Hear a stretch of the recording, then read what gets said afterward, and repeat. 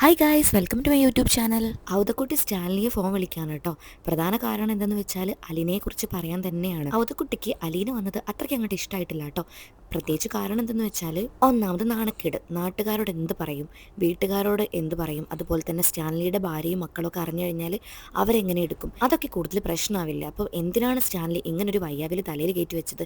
അവനോട് ഞാൻ അന്നേ പറഞ്ഞതാണല്ലോ അവളെ ഇങ്ങോട്ട് കൊണ്ടുവരണ്ടാന്ന് എന്നൊക്കെയാണ് കേട്ടോ ഔതക്കുട്ടിയുടെ ചിന്ത. അതുകൊണ്ട് തന്നെ ഔതക്കുട്ടി സ്റ്റാൻലി വിളിച്ചിട്ട് നന്നായിട്ട് ചീത്ത പറയുന്നുണ്ട്, അതിനെ നന്നായിട്ട് എതിർക്കുന്നുണ്ട്. അപ്പോൾ സ്റ്റാൻലി പറയുന്നുണ്ട്, അപ്പച്ചൻ കരുതുന്ന പോലെയൊന്നുമല്ല, ഞാൻ എല്ലാം പ്ലാൻ ചെയ്തിട്ടുണ്ട്, അതുകൊണ്ട് തന്നെയാണല്ലോ ഞാൻ അവളെ ഇങ്ങോട്ട് കൊണ്ടുവന്നത്.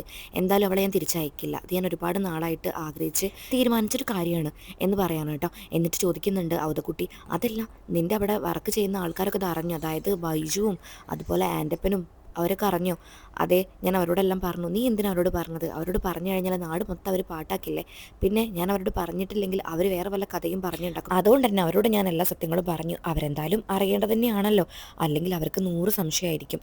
മാത്രമല്ല അപ്പച്ച, അലീന നല്ല കുട്ടിയാണ്, അവൾക്ക് ഒരുപാട് പ്രത്യേകതകളുണ്ട്. അപ്പച്ചൻ കരുതുന്ന പോലെ പ്രശ്നക്കാരി ഒന്നുമല്ല അവൾ, നല്ല കുട്ടിയാണ്. സ്റ്റാൻലി പറഞ്ഞു കഴിഞ്ഞതും ഔതക്കുട്ടി പറയുന്നുണ്ട്, എന്തായാലും കാര്യങ്ങളൊക്കെ അവിടെ നിൽക്കട്ടെ, ഞാൻ എന്തായാലും അങ്ങോട്ട് പുറപ്പെടുകയാണ് എന്നും പറഞ്ഞിട്ട് ഫോൺ കട്ട് ചെയ്യാണ് കേട്ടോ. അങ്ങനെ ഫോൺ കട്ട് ചെയ്തപ്പം സ്റ്റാൻലിക്ക് ചെറുതായിട്ടൊരു ടെൻഷനൊക്കെ വരുന്നുണ്ട്. അപ്പച്ചൻ എന്താ അങ്ങനെയൊക്കെ സംസാരിക്കുന്നത്, ഇനി അപ്പച്ചൻ അവൾ അംഗീകരിക്കില്ലേ, അല്ലെങ്കിൽ അപ്പച്ചൻ പറഞ്ഞ പോലെ മൊത്തത്തിൽ പ്രശ്നമാവോ എന്നൊക്കെ സ്റ്റാൻലി ഇങ്ങനെ ആലോചിച്ചിട്ട് സങ്കടപ്പെടുന്നുണ്ട് കേട്ടോ. പിന്നീട് കാണിക്കുന്നത് വൈജയന്തിയാണ് കേട്ടോ. വൈജയന്തി മുഖത്ത് ഭയങ്കരമായിട്ട് ദേഷ്യം കയറ്റി വെച്ചിട്ട് ഹോളിലൂടെ അങ്ങോട്ടും ഇങ്ങോട്ടും ഇങ്ങനെ നടക്കുകയാണ് കേട്ടോ. അത് കണ്ടപ്പോൾ കൃഷ്ണമോൾക്കും ഭവിതയ്ക്ക് മനസ്സിലായി അച്ഛനെ കാത്തു നിൽക്കുകയാണെന്ന്. അങ്ങനെ ഇടയ്ക്കിടയ്ക്ക് സ്റ്റെപ്പിലേക്ക് നോക്കുന്നുണ്ട്, അതായത് കോണിയിലേക്ക് നോക്കുന്നുണ്ട്, മുകളിൽ നിന്ന് ബാലചന്ദ്രൻ ഇറങ്ങി വരുന്നുണ്ടോ എന്നിങ്ങനെ നോക്കുന്നുണ്ട് കേട്ടോ. അമ്മയുടെ ആ നിൽപ്പ് കണ്ടപ്പോൾ തന്നെ അവർക്ക് മനസ്സിലായി, അതായത് കൃഷ്ണമോൾക്കും ഭവിതയ്ക്കും മനസ്സിലായി എന്തോ ഒപ്പിച്ചിട്ടുണ്ട്. അങ്ങനെ അവരത് പരസ്പരം സംസാരിക്കുന്നുണ്ട് കേട്ടോ. എന്നിട്ട് കൃഷ്ണമോൾ വന്നിട്ട് ചോദിക്കുന്നുണ്ട്, അമ്മ എന്താ ഇവിടെ നിൽക്കുന്നത്, അച്ഛനെ കാത്ത് നിൽക്കണോ, അല്ലെങ്കിൽ അച്ഛൻ അമ്മേനെ സിനിമയ്ക്ക് കൊണ്ടുപോകാമെന്ന് പറഞ്ഞോ? അത് കേട്ടപ്പോൾ വൈജയന്തിക്ക് ദേഷ്യം വന്നിട്ട് പറയുന്നുണ്ട്, ഓ എന്നെ കളിയാക്കാതെടി, ഞാൻ നിൻ്റെ അച്ഛനെ കാത്ത് നിൽക്കുക. അതെന്തിനാ അമ്മ അച്ഛനെ കാത്ത് നിൽക്കുന്നത്, നിന്നോട് പറയേണ്ട ആവശ്യമില്ല, ഓക്കെ എന്നും പറഞ്ഞിട്ട് കൃഷ്ണമോൾ അച്ഛൻ വരുന്നുണ്ടോയെന്ന് 2-3 സ്റ്റെപ്പ് കയറിയിട്ട് നോക്കുകയാണ്. എന്തായാലും അമ്മ അച്ഛൻ വരുമ്പോൾ ഒരു കയ്യകരത്ത് നിന്നോ, അല്ലെങ്കിൽ കിട്ടാനുള്ളതെല്ലാം വാങ്ങേണ്ടി വരും എന്ന് പറയാണ് കേട്ടോ. അത്രയ്ക്കുണ്ടല്ലോ അമ്മേൻ്റെ കയ്യിലിരിപ്പ്. അത് കേട്ടപ്പോൾ നല്ല ദേഷ്യം വരുന്നുണ്ട് കേട്ടോ വൈജയന്തിക്ക്. പക്ഷെ തിരിച്ചൊന്നും പറയുന്നില്ല. എന്നിട്ട് പറയുന്നുണ്ട്, എനിക്കൊരു കാര്യം ചോദിക്കാനുണ്ട്, എന്തായാലും നിങ്ങളോട് തന്നെ ആദ്യം ചോദിച്ചേക്കാം എന്ന് പറഞ്ഞ് അവർക്ക് സൂചന കൊടുക്കുകയാണ് കേട്ടോ.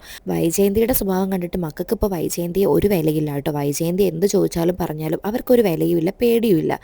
അപ്പം എന്ന് വരട്ടെ, അമ്മയെ നേരിടാം എന്നുള്ളൊരു മൈൻഡാണ് അവർക്ക്. അങ്ങനെ വൈജയന്തി ചോദിക്കുന്നുണ്ട്, അലീന പോകുമ്പോൾ അലീനയ്ക്ക് സ്വർണവും പണവും കൊടുത്തിട്ടുണ്ടായിരുന്നല്ലോ, അതൊക്കെ നിങ്ങൾ അറിഞ്ഞിട്ട് തന്നെയാണോ കൊടുത്തത്, അല്ലെങ്കിൽ അവൾക്ക് കൊടുക്കേണ്ട ആവശ്യം എന്താ? അത് കേട്ടപ്പോൾ കൃഷ്ണമോൾ പറയുന്നുണ്ട്, അല്ല, ഞങ്ങളോട് ചോദിക്കേണ്ട ആവശ്യം എന്താ, ഞങ്ങളോട് ചോദിക്കേണ്ട ആവശ്യമൊന്നുമില്ലല്ലോ, ചേച്ചിക്ക് എന്തായാലും അതൊക്കെ കൊടുക്കേണ്ടത് തന്നെയാണ്, കുറഞ്ഞു പോയെങ്കിലേ ഉള്ളൂ, ഇത്തിരിയും കൂടെ കൊടുക്കണമായിരുന്നു. അപ്പോഴേക്കും ബാലചന്ദ്രൻ താഴേക്ക് ഇറങ്ങി വരുന്നുണ്ട് കേട്ടോ. ബാലചന്ദ്രനെ കണ്ടപ്പോഴേക്കും ചോദ്യങ്ങളുടെ ഒരു പെരുമഴയായിരുന്നു. നിങ്ങൾ എന്തിനാണ് അലീനയ്ക്ക് ഇത്രയും പൈസ കൊടുത്തത്, അവളൊരു വെറും വേലക്കാരിയല്ലേ, അവൾക്ക് എന്തിനാ ഇത്രയും പൈസ കൊടുത്തത്? സ്വർണവും കൊടുത്തിട്ടുണ്ട്, പൈസയും കൊടുത്തിട്ടുണ്ട്, കൂടാതെ അക്കൗണ്ടിൽ നിന്ന് ട്രാൻസ്ഫറും ചെയ്തിട്ടുണ്ട്, എന്തിനാണ് അതിൻ്റെയൊക്കെ ആവശ്യം? ഇവിടെ ഒരുപാട് ജോലിക്കാർ മുൻപ് നിന്നിട്ടുണ്ട്, പക്ഷെ അവർക്കൊന്നും ഇത്രയും പൈസ കൊടുത്തിട്ടില്ലല്ലോ, അവർക്കൊക്കെ അവരുടെ ശമ്പളം മാത്രമല്ലേ കൊടുത്തിട്ടുള്ളൂ, 100 രൂപ പോലും എക്സ്ട്രാ കൊടുത്തിട്ടില്ലല്ലോ. അത് കേട്ടപ്പോൾ ബാലചന്ദ്രൻ ഒന്ന് പുച്ഛിച്ചിട്ട് പറയുന്നുണ്ട്, അവർക്കൊക്കെ നീയല്ലേ പൈസ കൊടുത്തത്, ഇവൾക്ക് ഞാനാണ് കൊടുത്തത്, 1.25 ലക്ഷം മാത്രമേ ഞാൻ കൊടുത്തിട്ടുള്ളൂ, ഞാനൊരു ഹേർട്ട് പേഷ്യൻ്റാണ്, എനിക്ക് എന്തെങ്കിലും സംഭവിച്ചു കഴിഞ്ഞാൽ നീയാണ് അവൾക്ക് ബാക്കി പൈസ എല്ലാം കൊടുക്കേണ്ടത്, നീ കൊടുക്കണം എന്തായാലും. ഒന്നില്ലെങ്കിലും അവൾ ഇത്രയും കാലം നിന്നെ സഹിച്ചില്ലേ, അതിന് നീ അവൾക്ക് 30 ലക്ഷമെങ്കിലും കൊടുക്കണം. നിങ്ങൾക്ക് എന്താ ബോധമില്ലേ? നിങ്ങളുടെ മക്കൾ അനുഭവിക്കേണ്ട പൈസയല്ലേ നിങ്ങൾ അവൾക്ക് എടുത്ത് കൊടുത്തത്? അവൾ ആരാണ്? വെറും ഒരു ജോലിക്കാരി, അവൾക്ക് ഇത്രയൊക്കെ പൈസ കൊടുക്കേണ്ട ആവശ്യം എന്താണ്? അത് കേട്ടപ്പോൾ ബാലചന്ദ്രൻ പറയുന്നുണ്ട്, അവൾ നല്ല കുട്ടിയാണ്, ഈ വീട്ടിന് അത്ര വേണ്ടപ്പെട്ടവളാണ് അവൾ, അത്രമാത്രം അവൾ വീടിന് വേണ്ടി ഓരോ കാര്യങ്ങളും ചെയ്തിട്ടുണ്ട്, അവൾക്ക് എന്തായാലും കൊടുത്തത് കുറഞ്ഞു പോയിട്ടേ ഉള്ളൂ എന്ന് പറഞ്ഞിട്ട് അവിടുന്ന് പോവാണ് കേട്ടോ. ഇതൊക്കെ കേട്ട് ബാലചന്ദ്രനോട് ഭയങ്കര ദേഷ്യം വൈജയന്തിക്ക് തോന്നുകയാണ്. അതിന് മാത്രം എന്താണ് അവൾക്കുള്ളത്, അവളോട് ഇത്ര സിമ്പതി സ്നേഹം തോന്നാൻ എന്താണ് കാരണം? ഇതൊക്കെയാണ് കേട്ടോ അവൾ ഈ ചകഞ്ഞ് ആലോചിക്കുന്നത്. അപ്പോൾ കൃഷ്ണമോള് പറയുന്നുണ്ട്, എന്തായാലും അമ്മ കേൾക്കാനുള്ളതെല്ലാം കേട്ടല്ലോ, അപ്പോൾ അമ്മയ്ക്ക് തൃപ്തിയായില്ലേ? അത് കേട്ടപ്പം വൈജയന്തിക്ക് കൂടുതൽ ദേഷ്യം വന്നിട്ട് കൃഷ്ണമോളെ അടിക്കാനൊക്കെ പോകുന്നുണ്ട് കേട്ടോ. പിന്നീട് കാണിക്കുന്നത് കുളത്തുപുഴയാണ് കേട്ടോ. കുളത്തുപുഴയിലേക്ക് അവതക്കുട്ടി വരികയാണ്. അവതക്കുട്ടി ഭയങ്കര ദേഷ്യത്തിലും അതുപോലെ തന്നെ എന്തോ ഒരു ഹൃദയഭാരത്തോടും കൂടിയാണ് കേട്ടോ അങ്ങോട്ടേക്ക് കയറി ചെല്ലുന്നത്. അപ്പോൾ തന്നെ അവിടെ ബൈജു ഉണ്ടായിരുന്നു. അപ്പോൾ ബൈജുവിനോട് പറയുന്നുണ്ട്, ഇവിടെ ഒരാൾ വന്നെന്ന് കേട്ടല്ലോ. അത് കേട്ടപ്പോൾ ബൈജു പറയുന്നുണ്ട്, അതേ ഒരു കഴിക്കുന്ന ഐറ്റം തോന്നുന്നുണ്ട്. അപ്പം അവതക്കുട്ടി പറയുന്നുണ്ട്, അങ്ങനെ ഒരു ഐറ്റം എന്തായാലും ഇവിടെ വേണ്ട, നമുക്ക് എന്തായാലും അടിച്ചിറക്കാം. അത് കേട്ടപ്പോൾ ബൈജുവിന് സന്തോഷമാവുന്നുണ്ട്, കാരണം അവരുടെ കണ്ണിൽ കരടായി മാറിയല്ലോ അലീന, ഒരുപാട് സംശയങ്ങളും എല്ലാം ഉണ്ടല്ലോ അവളെ പറ്റി, അതുകൊണ്ട് അവൾ ഇവിടുന്ന് പോകുന്നത് അവർക്കും ഇഷ്ടമുള്ള കാര്യം തന്നെയാണ്. സ്റ്റാൻലി ആണെങ്കിൽ അലീനയ്ക്ക് വായിക്കാനായിട്ട് പത്രമൊക്കെ ഇട്ട് കൊടുക്കുന്നുണ്ട് കേട്ടോ. പക്ഷെ അത് ഇംഗ്ലീഷ് ആയിരുന്നു, അലീനയ്ക്ക് അതൊന്നും അറിയില്ല, അവൾ പഠിച്ചിട്ടൊന്നുമില്ലല്ലോ. അപ്പോൾ അത് കാണുമ്പോൾ അവൾ ചോദിക്കുന്നുണ്ട്, ഇവിടെ ഇംഗ്ലീഷ് പത്രം മാത്രമേ ഇടാറുള്ളൂ, അതെന്താ നിനക്ക് മലയാളം മാത്രമേ അറിയൂ, ഇംഗ്ലീഷ് അറിയില്ലേ എന്ന് സ്റ്റാൻലി അവളോട് ചോദിക്കുന്നുണ്ട്. എനിക്ക് കുറച്ചൊക്കെ അറിയാം, കാരണം ഓർഫനേജിൽ ഞാൻ പഠിച്ചപ്പം എനിക്ക് മലയാളമായിരുന്നു. അത് കഴിഞ്ഞ് അവൾ ഓർഫനേജിനെ പറ്റി പറയാൻ നിൽക്കുമ്പോഴേക്കും സ്റ്റാൻലി വേണ്ടാന്ന് പറയാൻ കേട്ടോ. കാരണം സ്റ്റാൻലിക്ക് ഇനിയും അവൾ ഓർഫനേജിൽ അനുഭവിച്ച സങ്കടങ്ങളും അതുപോലെ തന്നെ ദുരന്തപൂർണ്ണമായ ജീവിതമൊന്നും കേൾക്കാൻ താല്പര്യമില്ല. അതുകൊണ്ട് തന്നെയാണ് വേണ്ടാന്ന് പറഞ്ഞത്. കൂടുതൽ സങ്കടമാവുകയല്ലേ ഉള്ളൂ. അതുകൊണ്ട് അങ്ങനെ അലീനയോട് ചോദിക്കുന്നുണ്ട്, അല്ല നീ ഇതുവരെ എന്നെ പപ്പാന്നൊന്നും വിളിച്ചില്ലല്ലോ, പക്ഷെ ബാലചന്ദ്രനോട് നിനക്ക് ഭയങ്കര അടുപ്പാണല്ലോ. അത് ചോദിക്കുമ്പോൾ അവൾ പറയുന്നുണ്ട്, അച്ഛനെന്നെ വാത്സല്യത്തോടെ മോളെ എന്നാണ് വിളിക്കാറ്, ഇവിടെ വന്നപ്പോൾ കേട്ടില്ലേ, പക്ഷേ നിങ്ങളെന്നെ മോളേന്ന് വിളിച്ചില്ലല്ലോ. അങ്ങനെയൊക്കെ വിളിക്കുമ്പോഴല്ലേ നമുക്കും അങ്ങോട്ട് അടുപ്പം തോന്നും. അത് കേട്ടപ്പോൾ സ്റ്റാൻലി പറയുന്നുണ്ട്, ഓ അങ്ങനെയാണല്ലേ, അപ്പം നമ്മൾ ഇനിയും അടുക്കാനുണ്ടല്ലേ. അപ്പം അലീന പറയുന്നുണ്ട്, അത് മനസ്സിന്ന് വരേണ്ടതാണ്, നമ്മൾ മനഃപൂർവ്വം ശ്രമിക്കേണ്ടതല്ല, അതൊക്കെ ഉള്ളിൽ നിന്ന് വരേണ്ട കാര്യമാണ്, അപ്പോഴേ സ്നേഹവും കാര്യങ്ങളൊക്കെ ഉണ്ടാവും. എന്തായാലും ഇനി മുതൽ നമുക്ക് നല്ല രീതിക്ക് തന്നെ മുന്നോട്ട് പോകാം എന്നൊക്കെ സ്റ്റാൻലി ചിരിച്ചുകൊണ്ട് പറയുമ്പോൾ അലീനയ്ക്ക് സമാധാനമാവുന്നുണ്ട്. അവളുടെ ഉള്ളിലുള്ള കാർമേഘങ്ങളൊക്കെ ചെറുതായിട്ട് അലിഞ്ഞു പോകുന്ന പോലെ അവൾക്ക് തോന്നി കേട്ടോ. അങ്ങനെ പിന്നെ അങ്ങോട്ടേക്ക് അവതക്കുട്ടി വരുന്നുണ്ട്. ആ സമയത്ത് സ്റ്റാൻലി മദ്യപിക്കായിരുന്നു കേട്ടോ. അത് കണ്ടപ്പോൾ അവതക്കുട്ടിയുടെ മുഖം ഒന്ന് ചൊളിഞ്ഞിട്ട് ചോദിക്കുന്നുണ്ട്, നീ ഇപ്പോഴൊന്നും നിർത്തിയില്ലേ? അപ്പച്ചൻ വരികയല്ലേ, അതുകൊണ്ട് ഞാനെല്ലാം ഒരുക്കി വെക്കാന്ന് വിചാരിച്ചു. ഓ ഞാൻ നിന്റെ സൽക്കാരത്തിന് വന്നോന്നല്ല, നീ ആരെ ഇവിടെ കൊണ്ട് വച്ചിരിക്കുന്നത്, നിനക്ക് അവളോട് എന്തിനാ ഇത്ര സിമ്പതി?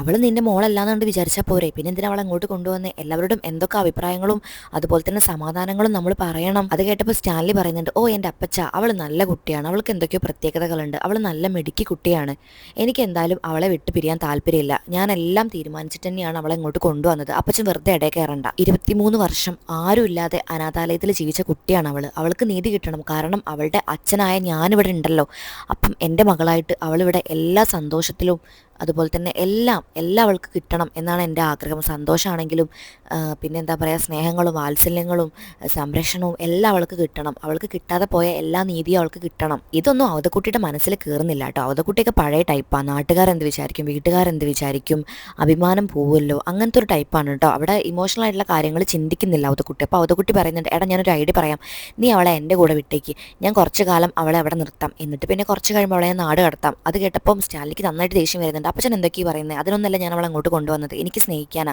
എൻ്റെ മകളായിട്ട് അവളെ ഞാൻ വളർത്തും. സ്റ്റാൻലിയുടെ മറുപടി കേട്ടപ്പോൾ അവതക്കുട്ടി പറയുന്നുണ്ട്, എടാ ഞാൻ അങ്ങനെയൊന്നും വിചാരിച്ചതല്ല, അവളൊരു പെൺകുട്ടിയല്ലേ, എന്തൊക്കെയായാലും അവൾക്കൊരു കല്യാണം വേണ്ട, അപ്പം ഞാൻ കല്യാണം അവളെ കെട്ടിച്ചയക്കാം എന്നാണ് ഉദ്ദേശിച്ചത്. അതൊന്നും ശരിയാവില്ല, അവൾക്ക് കിട്ടാത്ത ഒരുപാട് കാര്യങ്ങൾ ഇനി കിട്ടാനുണ്ട്, അതൊക്കെ അവൾക്ക് ഇനി അങ്ങോട്ട് കിട്ടിയേ പറ്റൂ, അതെല്ലാം സാധ്യമാക്കാനാണ് ഞാനുള്ളത്. അത് കേട്ടപ്പോൾ അവതക്കുട്ടി പറയുന്നുണ്ട്, പക്ഷേ അവൾ ഇവിടെ നിൽക്കുമ്പോൾ അവൾ ഒരുപാട് കുത്തുവാക്കുകളും ഒക്കെ കേൾക്കേണ്ടി വരില്ലേ, അതൊക്കെ ഒരുപാട് പ്രശ്നമാവില്ലേ. അപ്പച്ചൻ അത് പറഞ്ഞപ്പോൾ സ്റ്റാൻലി ഒരു നിമിഷം ഒന്ന് ചിന്തിക്കുന്നുണ്ട് കേട്ടോ. അവതക്കുട്ടിയാണെങ്കിൽ ഫുള്ള് നെഗറ്റീവ് കാര്യങ്ങളാണ് പറഞ്ഞുകൊണ്ടിരിക്കുന്നത്. ഇതൊന്നും സ്റ്റാൻലി മൈൻഡ് ചെയ്യുന്നില്ലെങ്കിൽ ചില കാര്യങ്ങൾക്കുള്ളൊരു പേടി സ്റ്റാൻലിയുടെ ഉള്ളിൽ കുടുങ്ങിയിട്ടുണ്ട് കേട്ടോ. എന്നിട്ട് സ്റ്റാൻലി വീണ്ടും പറയുന്നുണ്ട്, അവൾ നല്ല കുട്ടിയാണ്, അവൾക്ക് ഒരുപാട് കാര്യങ്ങളെ പറ്റി അറിയാം. അത് സ്റ്റാൻലി പറയാനുള്ള മെയിൻ കാരണം സ്റ്റാൻലി അവളോട് ചോദിച്ചിട്ടുണ്ടായിരുന്നു കുറച്ച് മുന്നേ, നീ ഓർഫനേജിലാണ് അല്ലെങ്കിൽ മുന്നൊരു വീട്ടിൽ ജോലിക്ക് നിന്നോ എന്നൊക്കെ നീ ഇവിടെ ആരോടെങ്കിലൊക്കെ പറഞ്ഞിട്ടുണ്ടായിരുന്നു, അങ്ങനെ ഒരിക്കലും പറയരുത് കേട്ടോ എന്ന് പറയുമ്പോഴേക്കും അവൾ പറയുന്നുണ്ട്, ഞാൻ ഇവിടെ ഒരാളോട് പറഞ്ഞിട്ടുണ്ടായിരുന്നു. അത് കേട്ടപ്പോൾ സ്റ്റാൻലി പറയുന്നുണ്ട്, നീ എന്തിനാ അങ്ങനെയൊക്കെ പറയാൻ പോയത്, നീ എല്ലാം പറഞ്ഞു, അത് ഞാൻ എല്ലാം പറഞ്ഞു, എന്തിനാ അതൊക്കെ പറയാൻ പോയത്, ഇവിടെ അതൊക്കെ അറിഞ്ഞു കഴിഞ്ഞാൽ നമ്മുടെ സ്റ്റാറ്റസിനെ ബാധിക്കില്ലേ. ഇപ്പോൾ അവരെല്ലാവരും പറഞ്ഞു നടക്കുന്നത് ഞാൻ ഓർഫനേജിൽ ഒരു കുട്ടിയെ ഇങ്ങോട്ട് കൊണ്ടുവന്ന് താമസിപ്പിക്കുകയാണെന്നാണ്, അതൊക്കെ എന്ത് മോശമുള്ള കാര്യം. അത് കേട്ട് പലീന പറയുന്നുണ്ട്, എനിക്ക് കള്ളം പറയാൻ തോന്നിയില്ല, എൻ്റെ ലൈഫിൽ നടന്ന സംഭവങ്ങളല്ലേ ഇതെല്ലാം, അതുകൊണ്ട് തന്നെയാണ് ഞാൻ ഇതെല്ലാം പറഞ്ഞത്. ഓക്കെ, ഇനി നീ ഇതാരോടും പറയരുതെന്ന് സ്റ്റാൻലി പറയാണ് കേട്ടോ. എന്നിട്ട് അവൾ വീണ്ടും ഓരോ കാര്യങ്ങൾ ഇങ്ങനെ പറയുന്നുണ്ട്, ഞാൻ ആദ്യം ചെറിയ രീതിയിലാണ് ജീവിച്ച് വളർന്നത്, അതുകൊണ്ട് എനിക്ക് വലിയ കാര്യങ്ങൾ ആദ്യം പറയാൻ ഇഷ്ടമല്ല, എൻ്റെ സ്റ്റാറ്റസ് അതാണ്, ഞാനത് എവിടെയും വെട്ടി തുറന്ന് പറയും, എനിക്കതിനൊരു ഭയമില്ല എന്നൊക്കെ ഇങ്ങനെ അവൾ പറയുമ്പോൾ സ്റ്റാൻലി ആലോചിക്കുന്നുണ്ട്, എൻ്റെ മകൾ എത്ര വിവേകമുള്ള കുട്ടിയാണ്, അവൾക്ക് എന്തുമാത്രം വിവരമുണ്ട്, അവൾ എന്തുമാത്രം നല്ല രീതിക്കാണ് കാര്യങ്ങളൊക്കെ എടുക്കുന്നത് എന്നൊക്കെ ഇങ്ങനെ ചിന്തിച്ചിട്ടാണ് അവളോട് ഇത്രയൊരു അടുപ്പൊക്കെ കൂടുതൽ തോന്നുന്നത് കേട്ടോ. അപ്പം അതൊക്കെ ആലോചിച്ചിട്ട് തന്നെയാണ് കുട്ടിയോട് പറയുന്നത്, ഞാൻ പറഞ്ഞില്ല അപ്പച്ച, അവൾ നല്ല കുട്ടിയാണ്, അവൾക്ക് ഒരുപാട് കാര്യവിവരങ്ങളും അതുപോലെ തന്നെ നല്ല വിവരം വിവേകമുള്ള കുട്ടിയാണ് അവൾ എന്നൊക്കെ ഇങ്ങനെ പറയുന്നുണ്ട്. കുട്ടിക്കാണെങ്കിൽ അവളെ പറ്റി ഒന്നും അറിയില്ലല്ലോ, കണ്ടിട്ടില്ല, സംസാരിച്ചിട്ടില്ല, ഒന്നുമില്ല. പക്ഷേ പുറമേ ഉള്ളൊരു കാര്യം വെച്ചിട്ടാണ് കുട്ടി ഇങ്ങനെയൊക്കെ സംസാരിക്കുന്നത്. അത് തൻ്റെ മകനോടുള്ളൊരു സ്നേഹക്കൂടുതൽ കൊണ്ട് തന്നെയാണ് കേട്ടോ.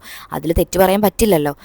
കാരണം നാട്ടുകാരും വീട്ടുകാരും അതുപോലെ തന്നെ അവൻ്റെ ഫാമിലിയും അവനെ എതിർക്കില്ലേ, അപ്പോൾ അതൊക്കെ നേരിടേണ്ടി വരുമോ, അങ്ങനെയൊക്കെയുള്ള ചിന്തകൊണ്ടാണ് അപ്പച്ചൻ അങ്ങനെയൊക്കെ പറയുന്നത്. എന്തായാലും അവതക്കുട്ടി അലീനയെ കാണുമ്പം എങ്ങനെയൊക്കെ ആയിരിക്കും പ്രതികരിക്കുക, അതുപോലെ തന്നെ അലീന അപ്പച്ചനെ എങ്ങനെ നേരിടും എന്നൊക്കെ നമുക്ക് നോക്കാം. ഇനി അപ്പച്ചൻ അവളെ ആട്ടിയിറക്കുമോ അല്ലെങ്കിൽ നെഞ്ചോട് ചേർത്ത് പിടിക്കുമോ, ഇതുവരെ കൊടുക്കാത്ത വാത്സല്യെല്ലാം കൊടുത്ത് അവളെ നോക്കുമോ എന്നൊക്കെ നമുക്ക് കണ്ടറിയാം. അപ്പോൾ എൻ്റെ വീഡിയോസൊക്കെ ഇഷ്ടപ്പെടുകയാണെങ്കിൽ സബ്സ്ക്രൈബ് ചെയ്ത് സപ്പോർട്ട് ചെയ്യാൻ മറക്കരുത് കേട്ടോ. കൂടെ ഒരു ലൈക്കും ചെയ്യണേ. Okay bye, thank